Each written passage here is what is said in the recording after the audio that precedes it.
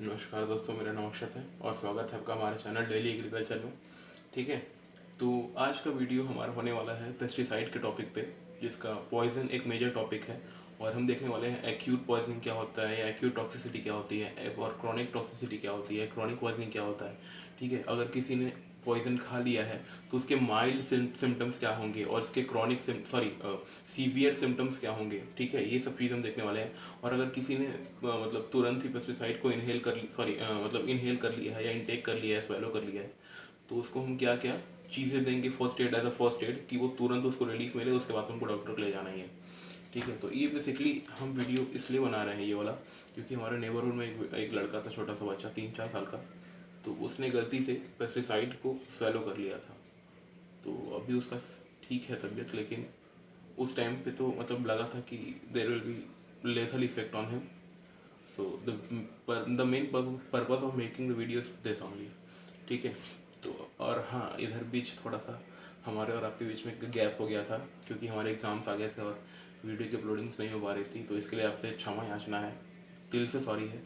लेकिन अब आपको भरोसा दिलाता हूँ कि पूरा वीडियो मतलब जो है उस समय का लेके अभी का पूरा भरपाई कर लेंगे हम लोग। ठीक है, उसमें कोई वो नहीं होने वाला। और आशा करता हूँ आपको वीडियो पसंद आएगा, और वीडियो पसंद आए और हमारा कंटेंट आपको अच्छा लगे तो चैनल को लाइक करिए, शेयर करिए, सब्सक्राइब ज़रूर करिए। बेल आइकन के साथ सब्सक्राइब करेंगे तो आपको हर एक वीडियो की अपडेट मिलती रहेगी। तो हम देखते हैं एक्यूट पॉइजनिंग क्या होता है। आपको स्क्रीन पर दिख रहा होगा ये डेफिनेशन है एक्यूट पॉइजनिंग का, और इसको आप चाहें तो वीडियो को पॉज करके लिख सकते हैं इसको। ठीक है, तो जाओ यार तुम, हम बता रहे हैं ना हम क्यों हैं यहाँ पे, जाओ तुम यहाँ से। ठीक है, तो नहीं भेजना पड़ता है। तो देखिए एक्यूट पॉइजनिंग क्या होता है। एक्यूट पॉइजनिंग वो पॉइजनिंग होता है, जैसे मान लीजिए कि शॉर्टर पीरियड ऑफ टाइम के लिए हाई डोज ऑफ पेस्टिसाइड के एक्सपोजर में आने को ही कहते हैं एक्यूट पॉइजनिंग। जैसे मान लीजिए कि बहुत ज़्यादा लेथल है किसी भी पेस्टिसाइड का, LD50 जो है, लेथल डोज 50 बहुत ज़्यादा है, तो उसके कॉन्टैक्ट में आने से कम टाइम में ही आपको सीवियर या लेथल इफेक्ट मिलने लगता है। तो उस टाइप की पॉइजनिंग को एक्यूट पॉइजनिंग कहते हैं। ठीक है, तो जैसे मान लीजिए ये अभी हमने जो एग्जांपल दिया कि छोटा बच्चा था, डायरेक्ट कांटेक्ट हो गया बॉडी के साथ, स्वेलो कर लिया, तो उस केस में जो होता है उसको हम कहते हैं एक्यूट पॉइजनिंग। एक्यूट का मतलब भी होता है कि ऑन द स्पॉट, तुरंत। जैसे आपने कुछ खाया अभी, एल्युमिनियम फॉस्फाइड सल्फोस जो होता है बेसिकली, किसी ने, भगवान न करे किसी खाया, मतलब किसी ने उसको इंटेक किया, तो विद इन 5 to 10 मिनट्स उसका एक्शन दिख जाता है, उसकी ऑन द स्पॉट उसके डेथ हो जाता है। तो ये जो पॉइजनिंग का तरीका है इसको हम कहते हैं एक्यूट पॉइजनिंग। ठीक है, तो एक्यूट पॉइजनिंग आपको क्लियर हो गया होगा। अब हम देखते हैं क्रॉनिक पॉइजनिंग क्या होता है। तो यहाँ पे स्क्रीन पर आपको दिख रहा होगा, आपको हो सके आपको नीड लगे तो पॉज करके वीडियो को लिख सकते हैं। ठीक है, तो देखिए क्रॉनिक पॉइजनिंग क्या होता है। क्रॉनिक पॉइजनिंग वो पॉइजनिंग होता है, जैसे मान लीजिए, हम देखिए हम डेफिनेशन वाइज नहीं जा रहे हैं, डेफिनेशन तो यहाँ भी लिखा है, वो आप देख लेंगे, हम आपको समझा रहे हैं। तो क्रॉनिक पॉइजनिंग क्या होता है। क्रॉनिक पॉइजनिंग क्या होता है कि जैसे मान लीजिए कोई फार्मर है या किसान है, ठीक है, तो वो कोई भी पेस्टिसाइड का एप्लीकेशन करता है, तो अब किसान है तो उसके पास तो पूरा कंट्रोल मेजर होगा नहीं कि भैया वो ग्लव्स, रबर ग्लव्स पहने और स्पेक्स लगाए, पूरा टोपी लगाए और पूरा शूज़ पहने, रबर बूट्स पहने। ठीक है, तो इतना तो करके वो कभी कर ही नहीं सकता, क्योंकि उसको फील्ड में जाना है, उसको तो कहाँ वर्क करना है ना, हार्ड वर्क करना उसको यहाँ पे, तो इतना उसके लिए बहुत कठिन हो जाता है। तो इस केस में क्या होता है कि छोटे छोटे पार्टिकल्स करके ओकेजन्स में, एक बार में नहीं, एक्यूट में था एक बार में, क्रॉनिक में क्या होता है धीरे धीरे धीरे धीरे धीरे धीरे पार्टिकल्स उसके मतलब बहुत छोटे छोटे पार्टिकल्स उसकी बॉडी में एक्यूमुलेट होने लगते हैं।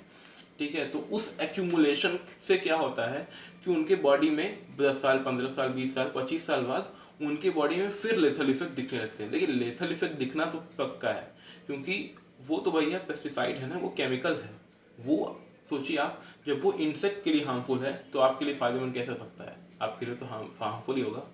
तो हाँ हाँ, ये हो सकता है कि इंसेक्ट में तुरंत कर रहा है, आप में थोड़ी देर बाद करे, आपकी बॉडी मतलब थोड़ी इम्यूनिटी होगी, या तो फिर आपकी बॉडी बड़ी है तो उसके लिए ज़्यादा डोज ऑफ चाहिए पेस्टिसाइड। मान लीजिए अगर किसी को, पर्सन को माइल्ड पॉइजनिंग हुआ है या उसने कम अमाउंट में पॉइजन गलती से ही इंटेक कर लिया है, तो उसमें क्या क्या सिम्टम्स आएंगे जिससे आपको पता चल जाएगा कि ये बंदा ने पॉइजनिंग की मतलब पॉइजनिंग हुआ है इसको। ठीक है, तो इसको देखिए बहुत सारे हैं ऐसे, तो स्क्रीन पे आपको दिख रहा होगा 14-15 ठो है, लेकिन बेसिकली आपको मैं 5-6 गिना दे रहा हूँ, उसके बाद आप लिख लीजिएगा।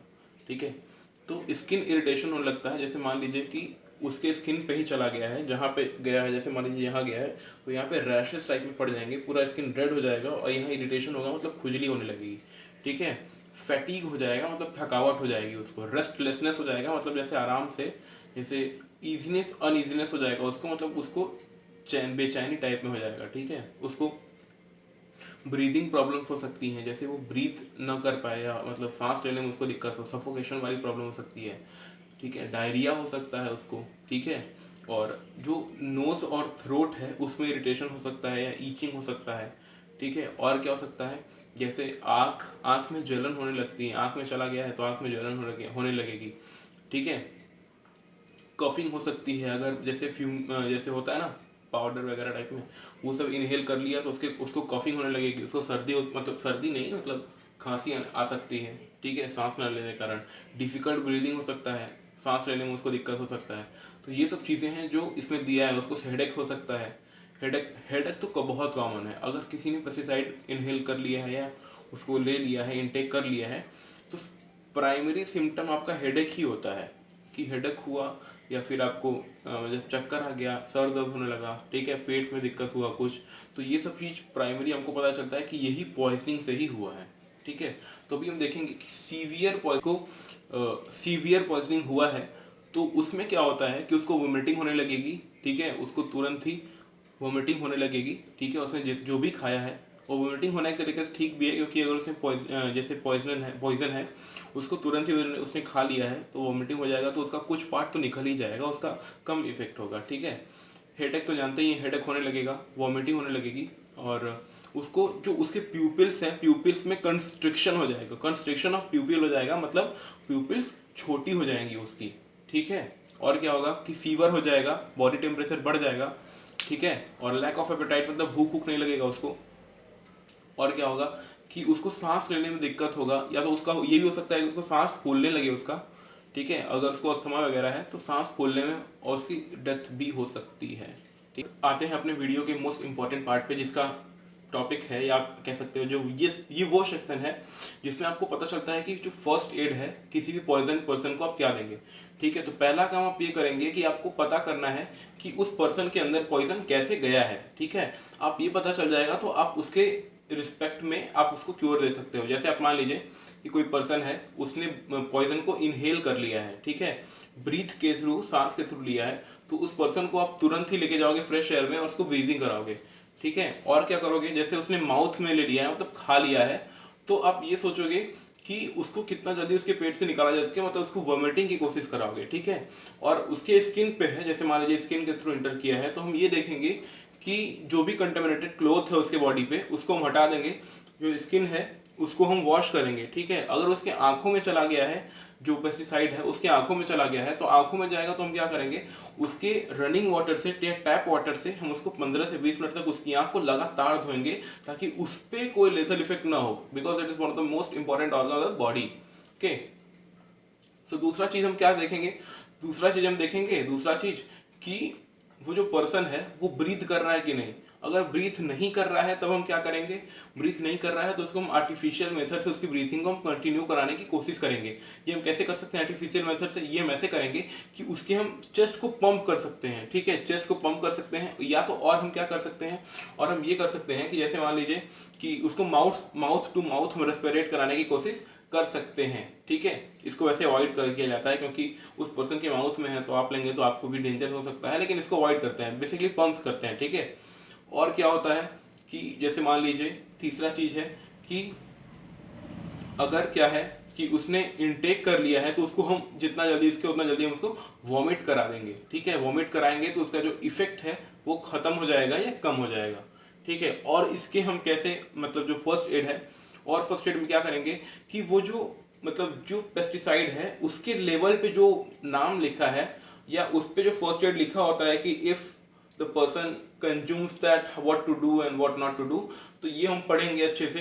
अगर ये भी नहीं पढ़ पा रहे, उतना समय नहीं है हमारे पास, तो खाली हम एटलीस्ट नाम पढ़ लेंगे उस पेस्टिसाइड का जो उसके सीसी पे लिखा है, ताकि मान लीजिए हम डॉक्टर के पास जाएं तो डॉक्टर उसका एंटीडोट देगा इन्हें, तो डॉक्टर को ये टाइम वेस्ट ना हो कि ये पता करने में कि कौन सा इनको पेस्टिसाइड है और किसका एंटीडोट हमको देना है। अगर आपको पेस्टिसाइड का नाम पता है तो आप तुरंत पेस्टिसाइड का नाम बताएंगे, वो तुरंत उसका एंटीडोट जो है उसको दे देंगे इनको, जो इन्फेक्टेड पर्सन है।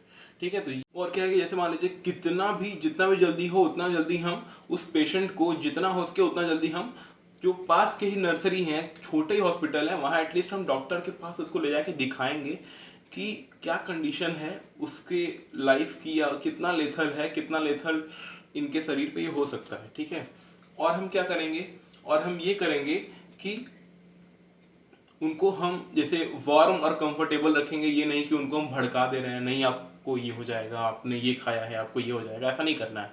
उनको एकदम कूल रखना है। अगर उनको कोई दिक्कत है भी तो उनसे हमको छिपानी है ये चीज़, हमको डायरेक्टली नहीं बताना है ये सब चीज़। ठीक है, तो आज के लिए वीडियो बस इतना ही, और नेक्स्ट वीडियो में आपसे फिर मिलेंगे।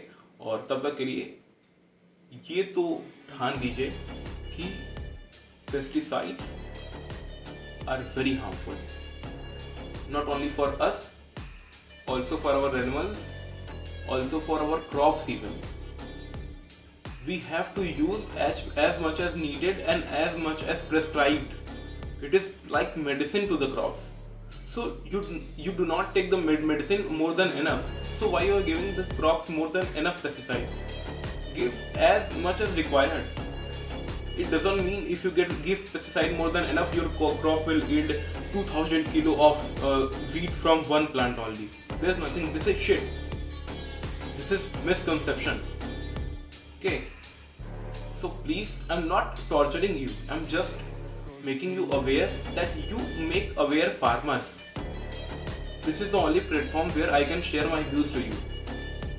I cannot reach to my subscribers to say, यार ये मत खाओ, पेस्टिसाइड्स को कम यूज करो, ये करो। This is only platform where I can share my use to you. So please use pesticides. It is made only for uses but in a limited way. As you use medicine in limited way, in the same way you have to use pesticide. And if you don't know how to use, you can consult a agricultural teacher, professor or any other. Don't go to shopkeeper. You can read books. You can go on ICR site for their nutritional requirement and fertilizer and pesticide uses. But don't waste pesticides because it is harmful for you, your animals, your kids, your crop and the whole country. It is carcinogenic, which causes cancer. And if you like the video, please do like, share, subscribe. Jai Hind.